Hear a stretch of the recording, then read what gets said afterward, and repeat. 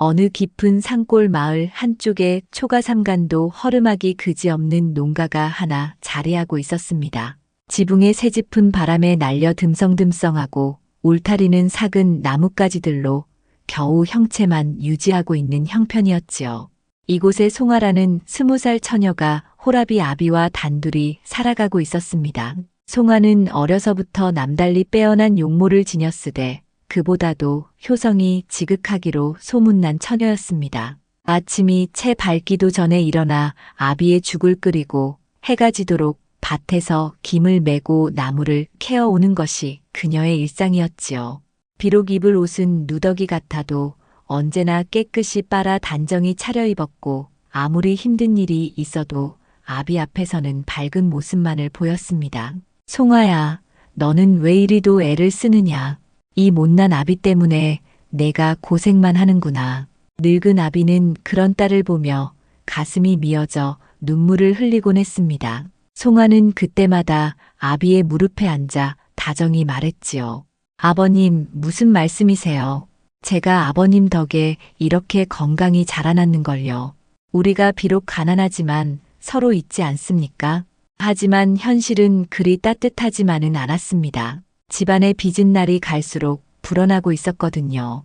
몇 해 전 흉년이 들어 곡식이 부족할 때 어쩔 수 없이 꾸어온 곡식값이 눈덩이처럼 불어나 이제는 감당할 수 없는 지경에 이른 것이었습니다. 그 빚의 주인은 다름 아닌 옆 고을의 몰락한 양반가 류진영이었습니다.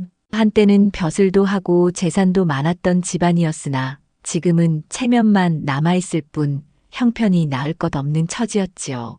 어느 날 아침 송아가 우물에서 물을 길어오는데 멀리서 말발굽 소리가 들려왔습니다. 류진영 집안의 종놈 2명이 나타나 아비를 찾는 것이었지요. 송 영감은 어디 계시오? 우리 대감 어른께서 부르신다오. 종놈들의 목소리는 거칠고 위압적이었습니다. 송아는 물동이를 재빨리 내려놓고 집 안으로 달려들어가 아비를 깨웠지요. 아버님, 류 대감 집 사람들이 왔습니다. 아비의 얼굴은 순식간에 누렇게 질렸습니다. 손을 떨며 겉옷을 대충 걸치고 나가보니 종놈들이 팔짱을 끼고 기다리고 있었습니다. 송 영감, 빚독촉이 벌써 몇 번째인가? 이제 더는 기다릴 수 없다고 대감 어른께서 말씀하시더라. 오늘 당장 따라오시오. 아니 그게 조금만 더 기다려주시면. 아비는 비굴하게 허리를 굽히며 애걸했지만 종놈들은 들은 채도 안 했습니다. 결국 아비는 종놈들에게 이끌려 류진영의 집으로 향해야 했지요. 송아는 그 뒷모습을 바라보며 주먹을 꽉 쥐었습니다. 가슴 한편에서는 분노가 치밀어 올랐지만 다른 한편으로는 깊은 절망감이 밀려왔습니다. 이런 나날이 언제까지 계속될지 그녀로서는 알 도리가 없었거든요. 해가 저물 무렵 아비는 축 늘어진 어깨로 돌아왔습니다. 얼굴에는 깊은 근심이 드리워져 있었고 입술은 파르르 떨리고 있었지요. 아버님, 무슨 일이 있으셨습니까? 송아가 다가가 물으니 아비는 한참을 말없이 있다가 겨우 입을 열었습니다. 송아야, 아비가 너에게 참으로 미안하구나. 이 못난 아비 때문에 내가 이런 고생을 하게 되었으니. 그날 밤 송아는 아비의 흐느끼는 소리를 들으며 잠 못 이루는 밤을 보냈습니다. 창밖으로 스며드는 달빛마저 차갑기만 했지요. 가난이라는 무거운 짐이 이 작은 초가를 짓누르고 있었고 앞날은 더욱 캄캄해 보였습니다. 며칠이 지나도록 아비는 말수가 줄어들고 한숨만 늘어갔습니다. 밥상 앞에 앉아서도 젓가락을 들었다 놨다 하며 깊은 생각에 잠겨 있었지요. 송아는 그런 아비의 모습이 안타까워 무엇인가 묻고 싶었지만 차마 입을 열지 못했습니다. 그러던 어느 날 아침 다시금 류진영 집안의 종놈들이 찾아왔습니다. 이번에는 더욱 다급한 기색이 역력했지요. 송 영감, 우리 대감께서 당장 오라고 하셨소. 더는 미룰 수 없다고 하시니 어서 따라오시오. 아비는 송아를 한번 돌아보고는 무거운 발걸음으로 따라 나섰습니다. 송아는 불안한 마음에 집 안일도 손에 잡히지 않아 대문 밖을 서성이며 아비가 돌아오기만 기다렸지요. 해가 한참 기울어서야 아비가 돌아왔는데 그 얼굴빛이 예사롭지 않았습니다. 평소보다 더욱 초췌해 보였고 눈가에는 말할 수 없는 괴로움이 서려 있었거든요. 아버님, 무슨 일이 있으셨나이까? 송아가 다가가 물으니 아비는 한참을 망설이다가 입을 열었습니다. 송아야, 아비가 너에게 참으로 면목 없구나. 류 대감이 제안을 하나 해왔는데 아비는 말끝을 흐리며 고개를 떨구었습니다. 송아는 가슴이 두근거리기 시작했지요. 좋지 않은 예감이 스며들고 있었거든요. 류진영의 제안은 이러했습니다. 그의 둘째 아들 류도현이 이미 26이 되도록 장가를 들지 못하고 있는 형편이었는데 집안이 기울어 혼례를 치를 재력이 없었던 것이지요. 그런데 송아가 워낙 효성이 지극하고 얌전하다는 소문이 들려와 류진영은 묘책을 생각해낸 것이었습니다. 만약 내 딸을 우리 둘째 며느리로 들인다면 그동안 진 빚을 모두 없던 일로 하겠다. 이것이 바로 류진영이 내놓은 조건이었습니다. 몰락한 양반가로서는 체면을 지킬 며느리가 필요했고 가난한 농가로서는 빚에서 벗어날 수 있는 유일한 길이었던 셈이지요. 아비는 눈물을 글썽이며 송아에게 말했습니다. 송아야, 아비로서는 정말 어찌할 바를 모르겠구나. 내가 싫다고 한다면 다른 방법을 찾아보겠지만 송아는 아비의 말을 듣고 한참을 생각에 잠겼습니다. 류도현이라는 사람이 어떤 인물인지 그 집안 사정이 어떤지 전혀 알 수 없었지만 아비의 고통스러워하는 모습을 보니 가슴이 미어지는 것 같았습니다. 류진영 집안은 비록 몰락했다지만 원래는 대대로 벼슬을 해온 양반가였습니다. 할아버지 대에는 현감을 지내기도 했고 아버지 류진영도 한때는 주부를 역임한 바 있었지요. 하지만 관직에서 물러난 후 사업에 손을 댔다가 크게 실패하면서 가세가 기울기 시작했습니다. 그럼에도 류진영은 양반의 체면을 버리지 못해 여전히 거드름을 피우며 살아가고 있었습니다. 큰아들 류도성은 과거 공부에만 매달려 있고 둘째 류도현은 글은 읽을 줄 알되 세상 물정에는 어두운 서생이었지요. 송아는 밤새도록 고민했습니다. 20해 동안 자신을 기른 아비의 은혜를 생각하니 아비의 고통을 덜어드리고 싶었습니다. 비록 사랑도 없는 혼사이고 상대방도 잘 알지 못하지만 효도의 길이라면 기꺼이 받아들일 수 있을 것 같았거든요.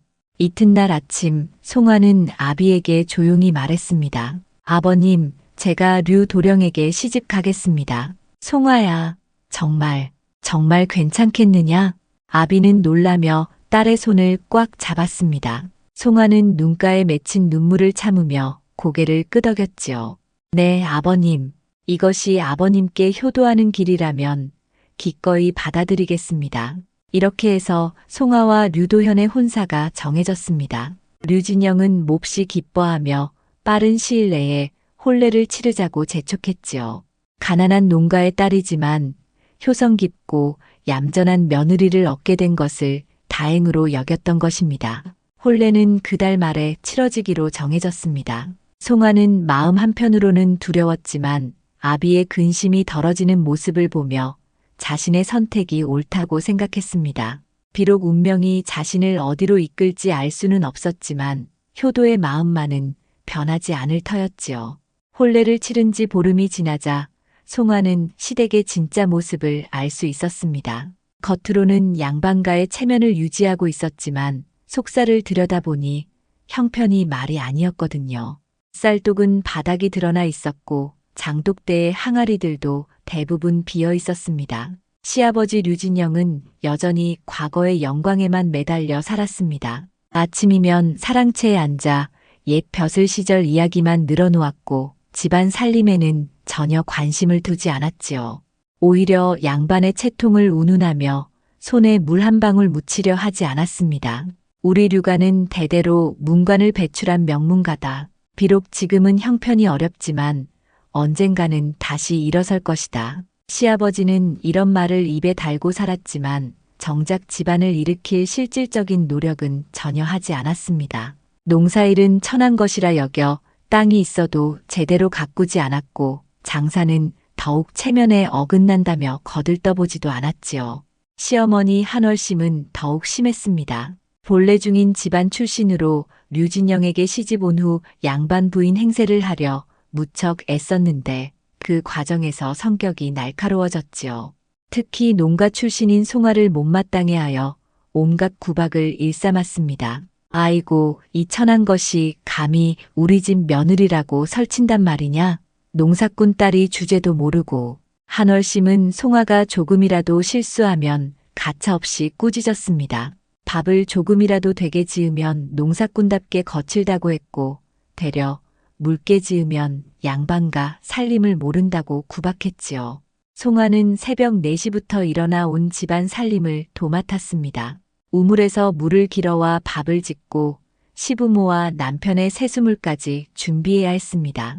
그 뒤에는 마당 쓸고 닦기, 빨래, 바느질까지 해내야 했지요. 남편 류도현은 26의 나이에도 세상 물정에 어둡기만 했습니다. 하루 종일 방 안에 틀어박혀 낡은 책만 들여다보았고 집안일에는 전혀 관심이 없었습니다. 송아가 아무리 힘들어해도 모른 채 했지요.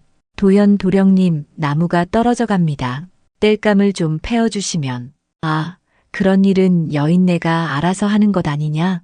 나는 학문에 정진해야 하는 몸이다. 도현은 이런 식으로 모든 집안일을 송아에게 떠넘겼습니다. 심지어 자신의 의복 관리조차 송아가 해주어야 했지요.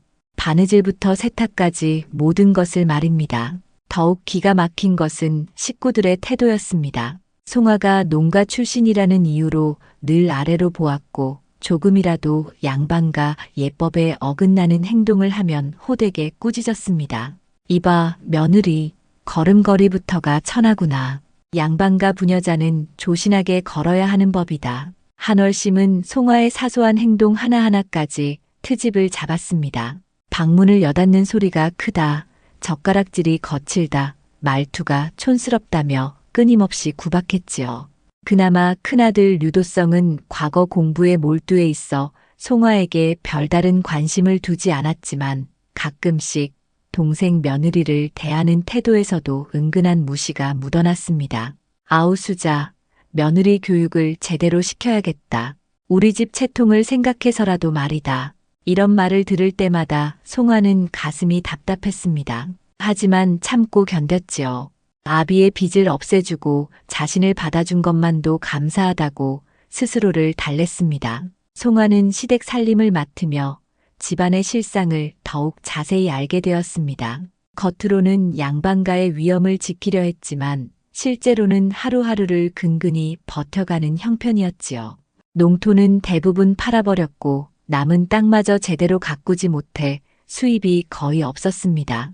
그럼에도 시부모들은 체면 칠해에만 신경을 썼습니다. 손님이라도 오면 없는 살림에 떡과 과자를 내놓으려 했고 의복도 누더기 같아도 겉만은 번듯하게 꾸미려 애썼지요. 이 모든 짐은 고스란히 송아의 어깨에 얹혔습니다. 살림살이를 꾸려나가는 것부터 시부모를 모시는 일까지 모든 것이 그녀의 몫이었거든요. 송아는 눈물을 삼키며 하루하루를 버텨갔습니다. 밤이 되어 홀로 누워있을 때면 고향의 아비 생각이 간절했습니다. 비록 가난했지만 따뜻했던 친정이 그리웠지요. 하지만 이미 시집온 몸 다시 되돌릴 수는 없는 일이었습니다. 송아는 깊은 한숨만 내쉴 뿐이었습니다. 시집 온 지 석 달이 지나자 송아의 처지는 더욱 막막해졌습니다. 한월심의 구박은 날이 갈수록 심해졌고 집안 살림은 바닥을 드러내기 시작했지요. 쌀독은 이미 며칠 전부터 텅 비어 있었고 된장독마저 바닥이 보이고 있었습니다. 그날도 아침부터 한월심의 꾸지람이 시작되었습니다. 송아가 조반을 차렸는데 밥알이 조금 설었다는 이유였지요. 이 못난 것이 또 밥을 이 모양으로 지었단 말이냐. 농사꾼 딸답게 손놀림이 거칠구나. 마마 죄송합니다. 다시 끓여드리겠사옵니다. 송아가 고개를 숙이며 사과했지만 한월심의 화는 더욱 치솟았습니다. 다시 끓인다고? 쌀이 얼마나 귀한 줄 알고 그런 소리를 하느냐. 내 친정에서는 하루 세끼 묵은 밥을 먹었겠지만 여기는 양반집이다. 송아는 말없이 눈물만 흘릴 뿐이었습니다. 실제로는 집안에 쌀이 떨어져 가고 있으면서도 체면 때문에 이런 말을 하는 한월심을 보며 답답하기 그지없었지요. 설상가상으로 그날 오후에는 근처 양반집 부인들이 놀러 왔습니다. 한월심은 없는 살림에도 차과상을 차리려 애썼지만 변변한 다과가 있을 리 없었습니다.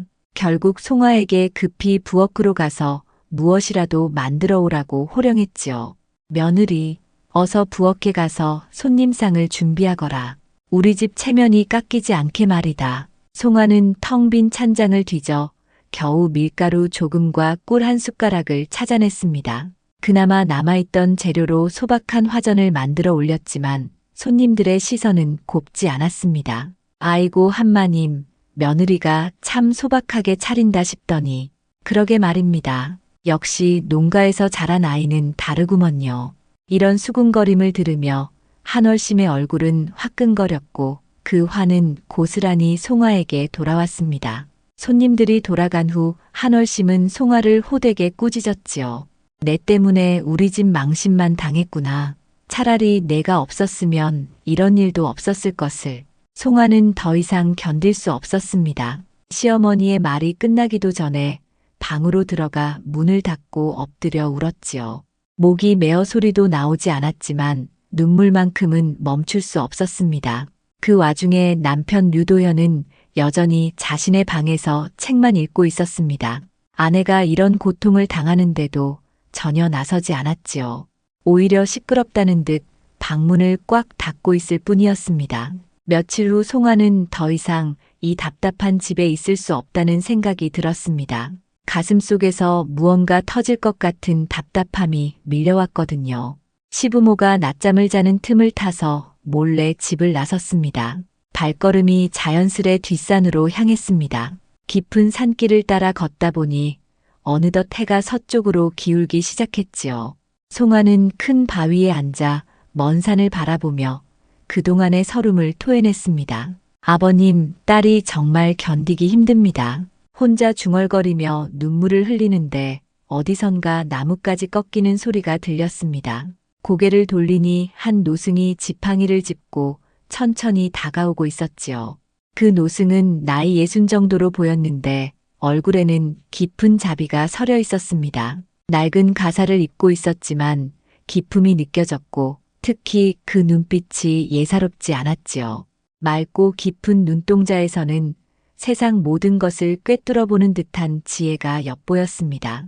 아미타불, 보살님께서는 무슨 깊은 근심이 있으신가? 노승이 자비로운 음성으로 물어오자 송아는 깜짝 놀라며 일어나 절을 올렸습니다.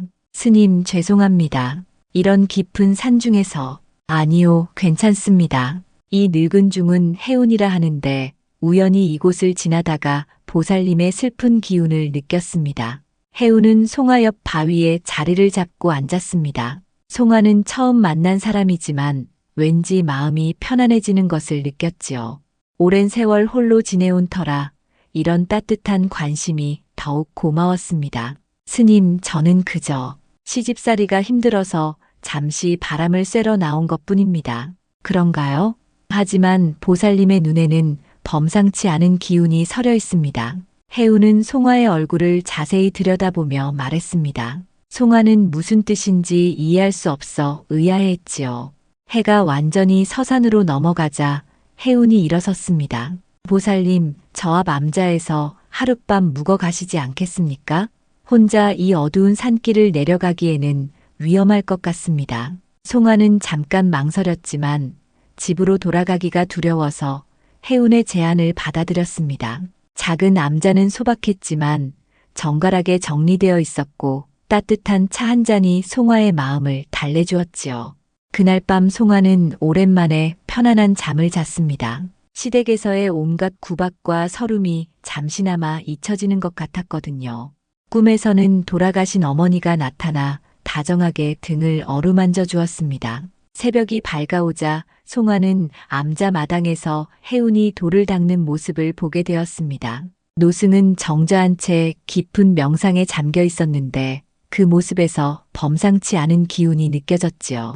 마치 속세를 초월한 듯한 고요함이 그를 감싸고 있었습니다. 한참 후 해운이 눈을 뜨더니 송아를 보고 빙그레 웃었습니다.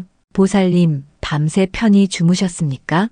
네, 스님 덕분에 오랜만에 깊이 잠들었습니다. 송아가 정중히 인사를 올리자 해운은 손짓으로 곁에 앉으라 했습니다. 아침 공기는 맑고 차가웠지만 노승의 온화한 미소가 마음을 따뜻하게 해주었지요. 보살님, 어젯밤 꿈은 어떠셨습니까? 꿈이라고 하시면 돌아가신 어머님이 나오셔서 등을 어루만져 주셨습니다. 해운은 고개를 끄덕이며 송아의 얼굴을 자세히 들여다보았습니다. 그 시선이 너무 깊어서 송아는 괜스레 당황스러웠지요. 보살님의 관골이 유난히 넓고 높습니다. 그리고 눈썹과 눈썹 사이, 즉 인당의 기운이 맑고 밝군요. 송아는 해운이 하는 말이 무슨 뜻인지 알 수 없었습니다. 관골이니 인당이니 하는 말들이 낯설기만 했지요. 스님, 그게 무슨 의미인지요? 사람의 얼굴에는 그 사람의 운명이 새겨져 있습니다. 이마의 넓이와 높이, 눈의 모양과 빛깔, 코의 형태와 입술의 두께까지 모든 것이 천명을 드러내지요. 해운은 천천히 설명을 이어갔습니다. 송아는 신기한 듯 노승의 말에 귀를 기울였지요. 특히 보살님의 눈은 매우 특별합니다. 맑고 깊으면서도 예리한 기운을 품고 있어요. 이런 눈을 가진 사람은 남의 마음을 꿰뚫어 볼 수 있는 능력이 있습니다. 송아는 자신도 모르게 손으로 얼굴을 만져보았습니다. 평생 거울도 제대로 들여다본 적이 없어서 자신의 얼굴이 어떻게 생겼는지 잘 몰랐거든요. 해운은 송아의 옆에 앉아 더욱 자세히 설명해 주었습니다. 사람의 얼굴을 보고 그 사람의 성품과 운명을 알아보는 방법에 대해서 말이지요. 이마가 넓고 높으면 지혜로운 사람이고 눈썹이 진하고 정갈하면 의지가 강한 사람입니다. 또한 코가 곱고 콧날이 선명하면 정직한 성품을 나타내지요. 송아는 해운의 말에 점점 빠져들었습니다. 이런 신기한 이야기를 들어본 적이 없었거든요. 그런데 스님, 정말 얼굴만 보고 그 사람의 운명을 알 수 있는 것입니까? 물론입니다. 다만 그것을 제대로 보려면 오랜 수행과 경험이 필요하지요. 이 늙은 중도 젊은 시절부터 여러 스승을 만나 배워왔습니다. 해운은 자신의 지나온 이야기를 들려주었습니다. 본래는 한양의 양반가 출신이었으나 어린 나이에 불문에 귀의했다고 했지요. 그 후 여러 명산 대천을 돌아다니며 돌을 닦으면서 상법도 익혔다고 했습니다. 보살님께서 만약 이 법을 익히신다면 사람들을 도와줄 수 있는 큰 덕을 쌓으실 것입니다. 송아는 해운의 말에 깊이 생각에 잠겼습니다. 지금까지 남에게 도움만 받고 살아왔는데 자신이 남을 도울 수 있다는 말이 새로웠지요. 그날부터 송아는 해운의 가르침을 받기 시작했습니다. 먼저 사람 얼굴의 기본적인 구조와 각 부위의 의미를 배웠지요. 이마는 청년 시절의 운을, 눈과 코는 중년의 운을, 입과 턱은 노년의 운을 나타낸다고 했습니다. 관상을 제대로 보려면 무엇보다 마음이 맑아야 합니다. 욕심이나 선입견이 있으면 제대로 볼 수 없어요. 해운은 송아에게 먼저 마음을 다스리는 법부터 가르쳤습니다. 조용히 앉아 호흡을 고르고 잡념을 비우는 연습을 시켰지요. 며칠이 지나자 송아는 점차 사람의 얼굴을 다른 시각으로 보게 되었습니다. 예전에는 그저 생김새로만 보였던 것이 이제는 그 사람의 성품과 운명이 담긴 책처럼 느껴졌지요. 보살님, 이제 마을에 내려가서 사람들을 만나보십시오. 처음에는 틀릴 수도 있지만 경험을 쌓다 보면 점점 정확해질 것입니다. 해운은 송아에게 작은 손거울을 하나 주었습니다. 이 거울로 먼저 자신의 얼굴을 자세히 관찰해 보십시오. 자신을 알아야 남도 제대로 볼 수 있습니다. 송아는 생전 처음으로 자신의 얼굴을 제대로 들여다보았습니다. 해운이 말한 대로 이마가 넓고 높았고 눈빛이 맑고 깊었지요. 코는 곱고 입술은 적당히 두터웠습니다. 일주일간의 가르침을 마치고 송아는 시댁으로 돌아갈 준비를 했습니다. 해운은 작별 인사를 나누며 마지막 당부를 잊지 않았지요. 보살님, 이 능력을 남을 위해 선하게 쓰시기 바랍니다. 절대 욕심이나 해코지 하는 데 쓰지 마십시오. 송아는 깊이 고개 숙여 절을 올렸습니다. 해운의 가르침 덕분에 새로운 길이 열리는 것 같았거든요. 비록 시댁에서의 고난은 계속될 것이지만 이제는 다른 희망이 생긴 것 같았습니다. 시댁으로 돌아온 송아를 기다리고 있는 것은 여전한 구박이었습니다. 며칠간 집을 비웠다는 이유로 한월심은 호되게 꾸짖었지요. 하지만 송아의 마음가짐은 예전과 달랐습니다. 해운 스님의 가르침이 마음속 깊은 곳에서 새로운 힘을 주고 있었거든요. 이 못된 것이 시집와서 제 맘대로구나. 며칠을 어디 갔다가 이제야 나타났느냐. 한월심이 호령하자 송아는 조용히 고개를 숙였습니다. 그런데 이상하게도 시어머니의 얼굴이 예전과 다르게 보였지요. 이마에 깊이 파인 주름과 입가에 굳은 선, 그리고 탐욕스러운 눈빛이 그대로 드러나 보였습니다. 해운 스님 말씀대로 이 어른은 욕심이 많고 성격이 급하신 분이로구나. 송아는 속으로 생각하며 더욱 차분하게 예를 갖춰 말했습니다.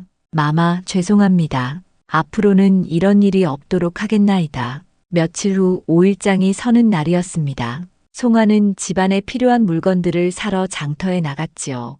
장터는 사람들로 북적거렸는데 송아는 해운의 가르침을 떠올리며 지나가는 사람들의 얼굴을 유심히 관찰했습니다. 곡물을 파는 한 아전의 얼굴을 보니 코가 휘고 눈빛이 흐렸습니다. 해운의 가르침에 따르면 부정직한 사람의 상이었지요. 과연 그 아전은 되로 곡식을 팔 때마다 속임수를 쓰고 있었습니다. 아가씨, 이 쌀이 올해 햅쌀이요. 다른 데서는 이 값에 못 사실 겁니다. 송아는 그 말을 듣고 가만히 아전의 얼굴을 들여다보았습니다. 거짓말을 할 때 눈꺼풀이 미세하게 떨리고 있었지요. 그런데 이 쌀이 정말 햅쌀이 맞습니까? 색깔이 좀 누렇게 보이는데요. 송아가 물으니 아전은 당황한 기색을 보였습니다. 결국 묵은 쌀이라고 실토하며 값을 깎아주더군요. 그 모습을 본 옆 가게 주인이 신기했습니다. 아가씨, 어떻게 그걸 알아보셨소? 저 김아전이 얼마나 교활한 자인데. 송아는 그저 웃으며 넘어갔지만 속으로는 해운의 가르침이 정말 신통하다는 생각이 들었습니다.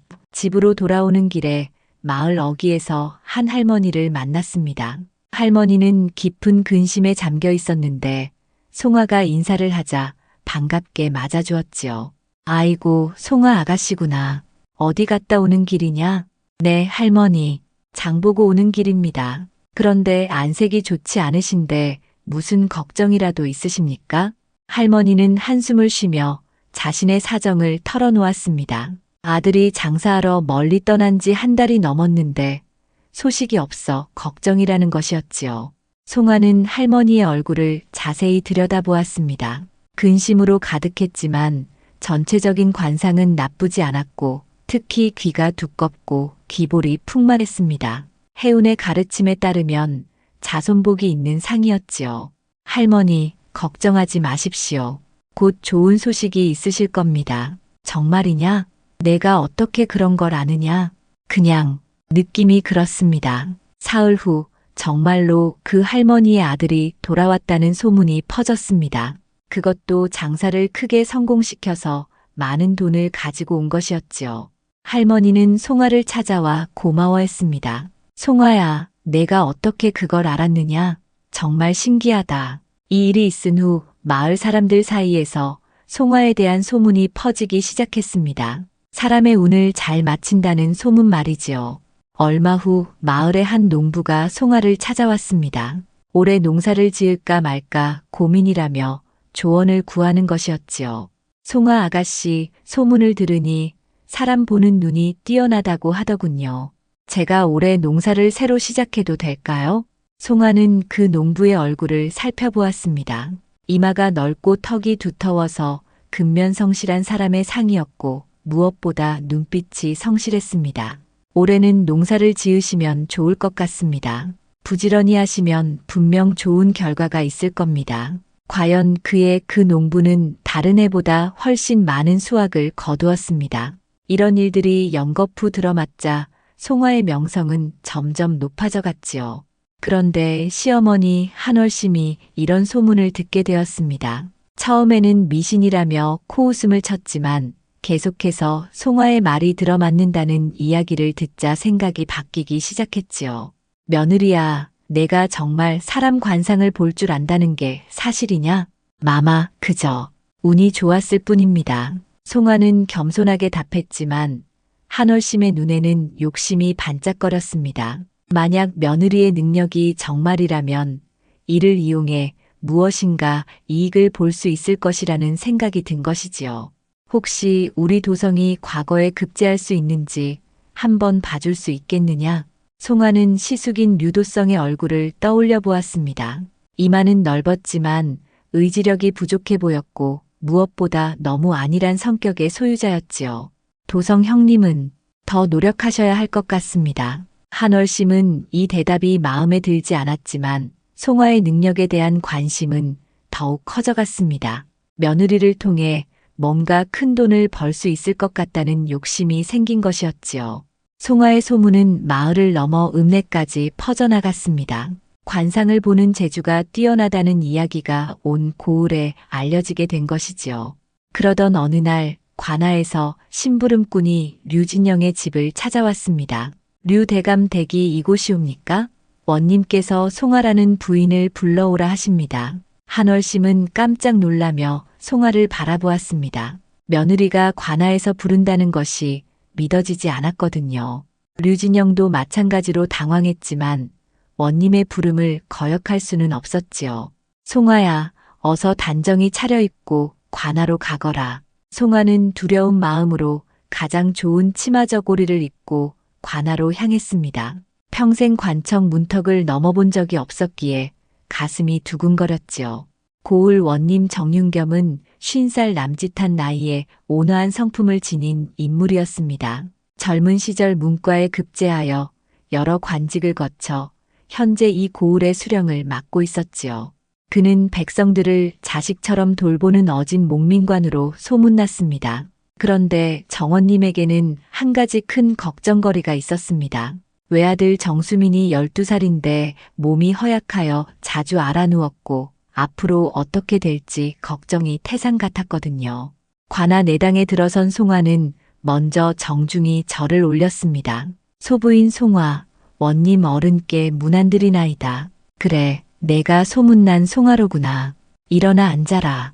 정윤겸은 송화의 첫인상이 마음에 들었습니다. 비록 농가 출신이지만 예의가 바르고 눈빛이 맑아 보였거든요.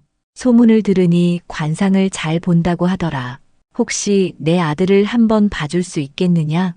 원님, 소부인은 아직 배움이 짧사와 정확하지 못할 수도 있사옵니다. 송화가 겸손하게 말하자 정윤겸은 더욱 호감을 느꼈습니다. 자만하지 않는 모습이 보기 좋았거든요.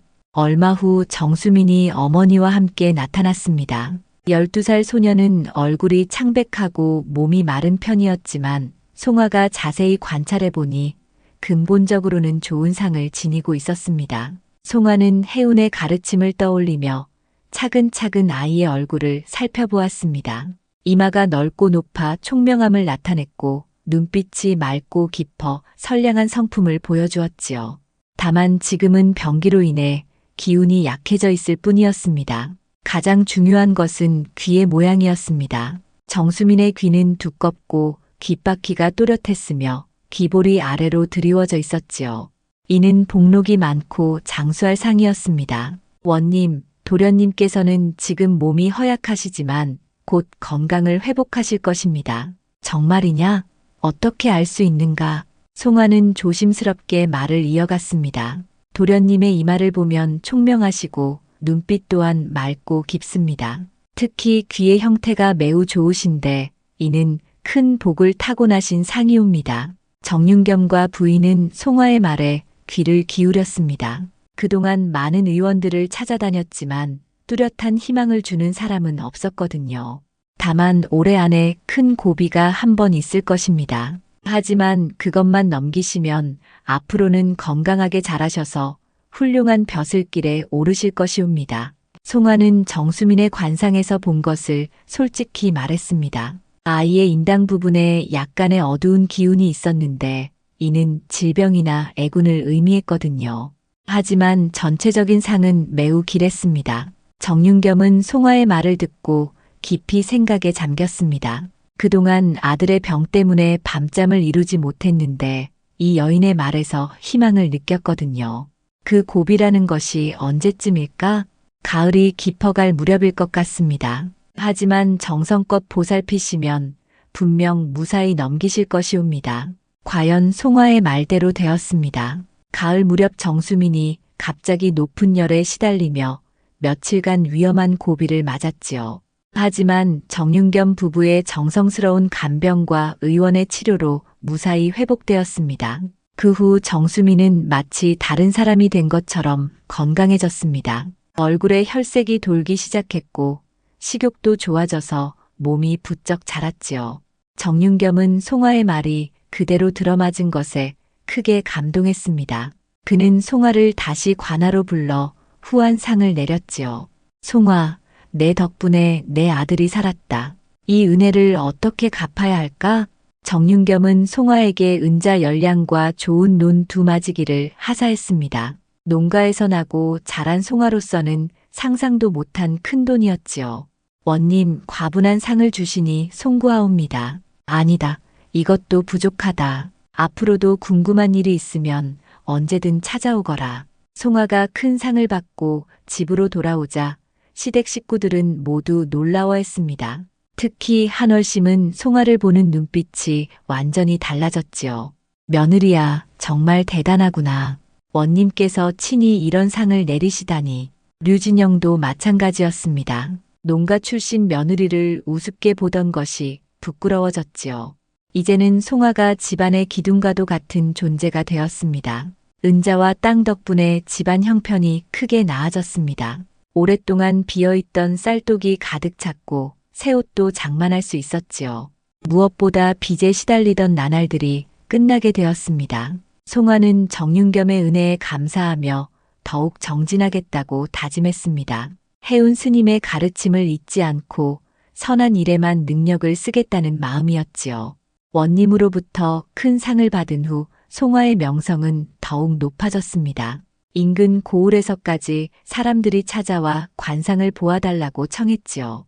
송화는 해운 스님의 가르침을 잊지 않고 정직하게 상을 보아주었지만 한월심의 마음은 점점 탐욕으로 물들어갔습니다. 며느리야, 내가 이렇게 유명해졌으니 이제 돈을 좀 받고 상을 봐주면 어떻겠느냐.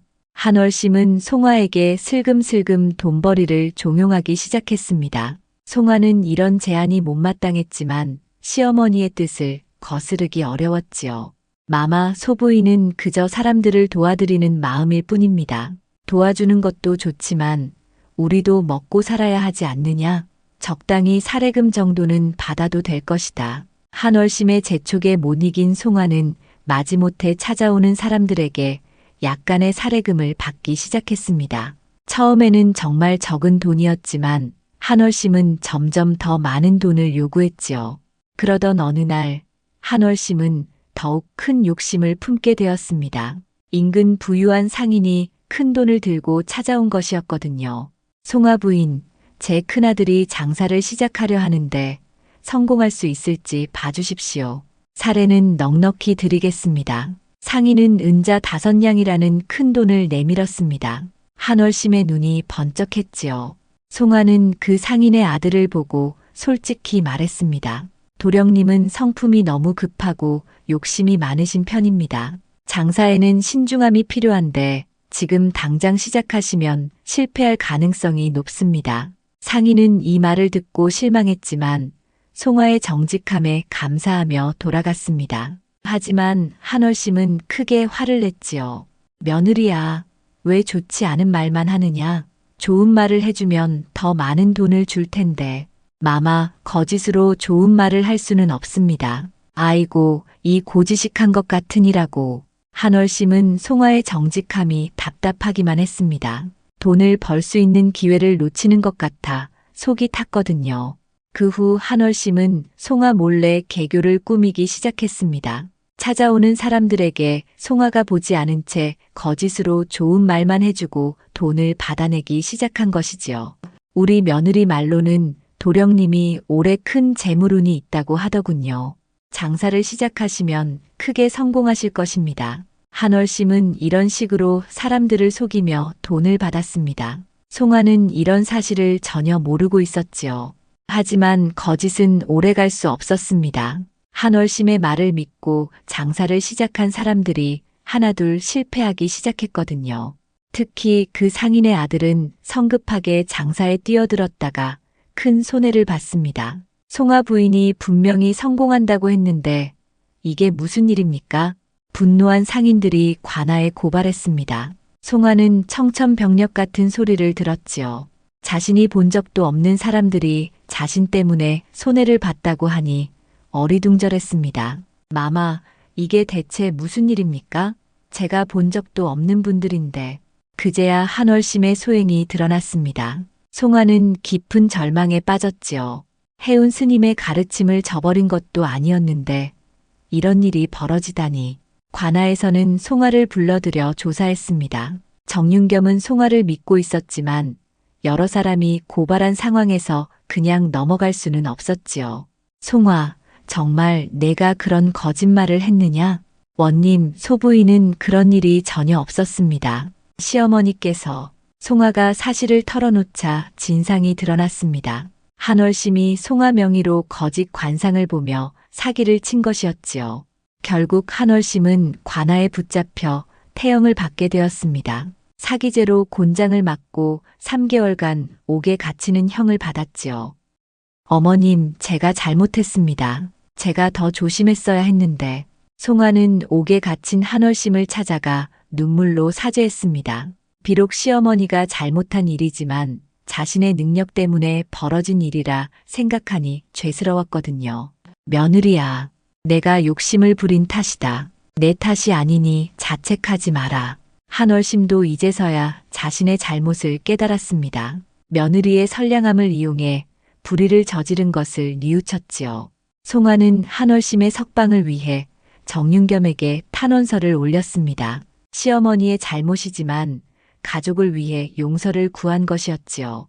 원님, 시어머니께서는 가난 때문에 순간적으로 마음이 흔들리신 것입니다. 앞으로는 절대 그런 일이 없도록 제가 잘 보살피겠습니다. 정윤겸은 송아의 효성과 선량함에 감동했습니다. 자신을 공경에 빠뜨린 시어머니를 위해 이렇게 애쓰는 모습이 기특했거든요. 송아의 정성을 보니 마음이 움직인다. 한월심의 형기를 반으로 줄여주겠다. 한월심은 한 달 반 만에 석방되었습니다. 그 후로는 완전히 달라진 모습을 보였지요. 송아에게 고마워하며 더 이상 욕심을 부리지 않았습니다. 마을 사람들은 이 일을 보며 송아의 인품에 더욱 감복했습니다. 자신을 해친 시어머니까지도 용서하고 구해주는 덕을 보였기 때문이지요. 정말 송아 부인은 성인과 같은 분이야. 저런 며느리를 둔 집안이 복이 많겠어. 그러게 말이야. 덕이 있으니 능력도 생기는 법인가 보다. 송아는 이 일을 계기로 더욱 신중하게 관상을 보기 시작했습니다. 해운 스님의 가르침을 다시 한번 되새기며 오직 사람들을 돕는 일에만 능력을 사용했지요. 그 후 송아의 집안은 더욱 번창했습니다. 덕을 쌓은 보답인 듯 좋은 일들이 연이어 생겼거든요. 마을 사람들은 송아를 집안을 다시 살린 덕 있는 며느리라 부르며 존경했습니다. 이야기는 이렇게 마무리됩니다. 선한 마음으로 능력을 사용한 송아는 복을 받았고 탐욕에 빠진 한월심은 벌을 받았지만 뉘우침으로 용서를 얻었지요. 진정한 덕은 어려움 속에서도 빛을 발한다는 교훈을 남기며 말입니다.